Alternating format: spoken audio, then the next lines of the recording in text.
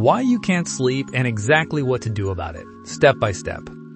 Have you ever found yourself lying in bed, staring into the dark, exhausted but somehow unable to fall asleep? Maybe you just lay down. Maybe it's been 2 hours. Maybe you've checked the clock 4 times already. And now you're here, looking for an answer. The truth is, struggling to fall asleep isn't just frustrating. It's a biological puzzle. Your brain, your hormones, your body temperature, even your light exposure from earlier in the day, they all play a role. Today, we're going to walk through exactly what happens in your body minute by minute when you can't fall asleep. And more importantly, what you can do at every stage to break the cycle. This guide is built from research, neuroscience, chronobiology, sleep medicine, but explained in a way that you can actually use tonight. Let's begin. 0 to 5 minutes, when you first can't fall asleep. You lay down, close your eyes, and nothing. 2 minutes later, you're still awake. 5 minutes later, still awake.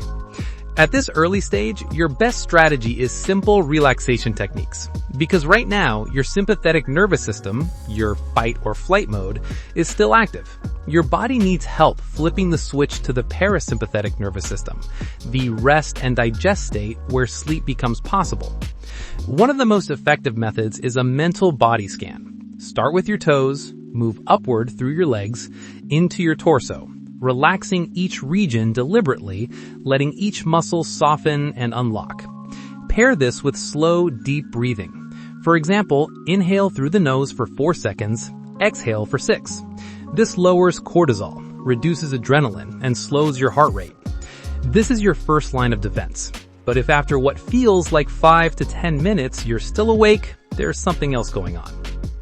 5 to 20 minutes, your brain starts to try too hard. This is the stage where people start thinking, why am I not asleep yet? I need to wake up early tomorrow. What if I'm exhausted all day? This self-monitoring creates a feedback loop. When you watch yourself failing to sleep, your stress rises, which makes you fail even more. This is why sleep experts recommend never checking the clock. Your brain doesn't need the pressure of knowing how long you've been awake. So, if relaxation hasn't worked yet, here's the next tool, the thought blocking method. Your goal is to distract yourself, gently.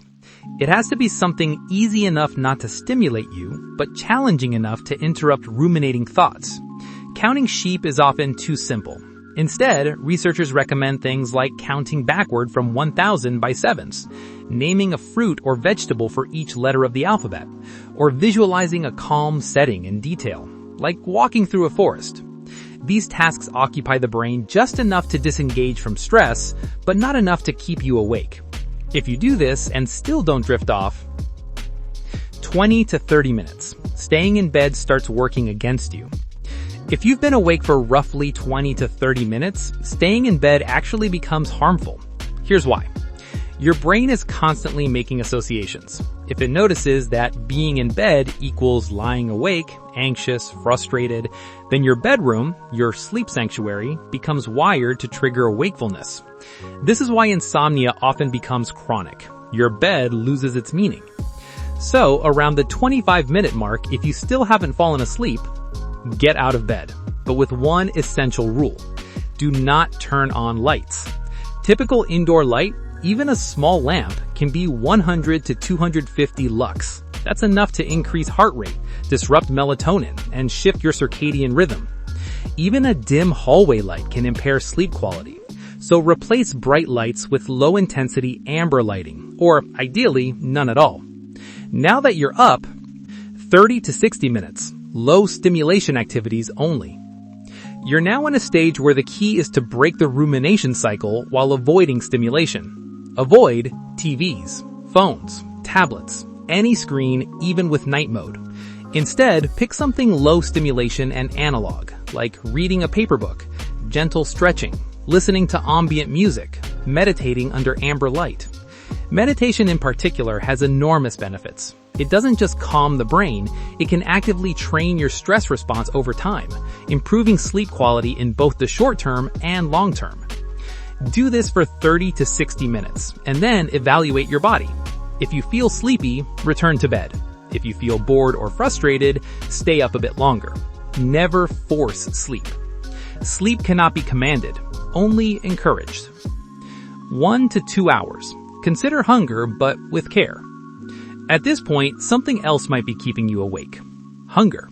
If you're too hungry, your body triggers wakefulness hormones, but overeating at night also disrupts sleep. So if hunger is the problem, use a small, easily digestible snack, such as a spoonful of yogurt, a few walnuts, a banana, or a piece of toast. Walnuts are especially effective because they contain melatonin. But avoid large meals. Eating heavily at night increases blood flow to the gut, raises your core temperature, disrupts the nighttime cooling your body needs to fall asleep, spikes glucose, causing more nighttime urination. Keep it small. Keep it simple. If you got up to use the bathroom, returned to bed, and now can't fall asleep again, yes, you should restart the process. 2 hours in. The worry dump. If your mind is still racing at the 2-hour mark, your issue is no longer just physical. It's cognitive. Rumination will not resolve itself spontaneously. This is where the worry dump comes in. Get out of bed, grab paper, not a phone, and write down everything on your mind. Things bothering you, tasks you need to do, fears, unfinished thoughts. This externalizes your concerns and signals to your brain you don't need to hold this anymore. Multiple studies show expressive writing reduces anxiety and improves sleep. And again, keep the lights dim. You're not trying to wake up the body, just calm the mind. 3 hours in. Temperature troubles. If sleep still hasn't come, the next problem might be physical discomfort, specifically temperature. Everyone talks about cool rooms, but what does that really mean? Your body naturally drops its core temperature when preparing for sleep. If your room is too warm, this biological process gets blocked. But if you can't change the room temperature, there's another trick. Wear socks. Warming your hands and feet dilates blood vessels, a process called distal vasodilation. This allows heat to flow out of your core more efficiently, helping lower your internal temperature faster. This is why taking a warm bath before bed works. It warms your skin, which then pulls heat outward rapidly afterwards. A powerful sleep trigger. 4 hours in. The real cause. Daytime habits. If it's been 4 hours and nothing has worked, the problem isn't tonight. It's your daytime habits. Research shows the 3 biggest influences on sleep quality aren't what you do at night, but what you do during the day. Let's break down the top 3. 3. How you eat affects how you sleep. Yes, fruits and vegetables help. Yes, certain nutrients support sleep. But the bigger picture is circadian rhythm. Every organ in your body operates on a 24-hour clock. Your liver at night is not the same as your liver during the day. Digestion has peak times. Hormones have rising and falling cycles. Late-night eating disrupts glucose rhythms, insulin release, digestive enzymes, the gut microbiome. This leads to poor sleep and even chronic insomnia. The simplest rule is eat like a king in the morning, a prince at lunch, and a peasant at dinner. And finish your last meal at least 3 hours before bed. 2. You need bright daylight at the right time. Your circadian clock is set primarily by light, especially blue light from the sun. Inside your eyes are special cells called intrinsically photosensitive retinal ganglion cells. They don't help you see, they help you keep time. They send signals to your brain's master clock, telling it, this is daytime. Melatonin should rise later, keep the rhythm aligned. Indoor light is nowhere near strong enough. Even on a cloudy day, outdoor light can reach 10,000 lux. Indoors is usually 100 to 300. So your body never gets the daytime signal it needs. Try to spend time outside during midday. Sit in your windows. Work in natural light. And at night, reduce brightness and blue wavelengths. Warm spectrum light is ideal after sunset. 1. The most important factor. Sleep schedule consistency. This is the king of sleep science. It matters more than how many hours you sleep, more than what you eat, more than what time you wake up. Consistency is the #1 predictor of sleep quality and even longevity. Studies have shown inconsistent sleep schedules predict all-cause mortality better than total sleep hours. People with irregular sleep patterns have double the risk of hospitalization or death. Heart failure patients with unstable sleep schedules have worse outcomes. Adenosine, the chemical that builds sleep pressure, relies entirely on consistent timing. Your body loves rhythm. Your hormones love rhythm. Your organs love rhythm. To feel good, your body needs predictability.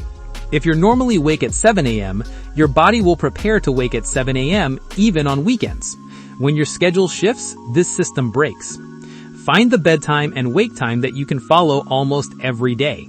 Even a 1-hour swing can throw off melatonin, adenosine, cortisol, body temperature, digestion, mood. If you want good sleep, this is the foundation. Bringing it all together. Sleep is not just a nighttime activity. It's a 24-hour process. When you struggle to fall asleep, it's usually because a combination of stress, light exposure, temperature, hunger, cognitive rumination, and circadian disruption is interfering with your system. By using the strategies we covered, from relaxation techniques to thought blocking, from light control to meal timing, from worry dumping to temperature regulation, you give your brain and body the conditions they need to let sleep happen naturally. Because at the end of the day, sleep isn't something you force, it's something you allow. Thank you for watching. I hope tonight brings you the rest you've been chasing and a calmer, healthier tomorrow.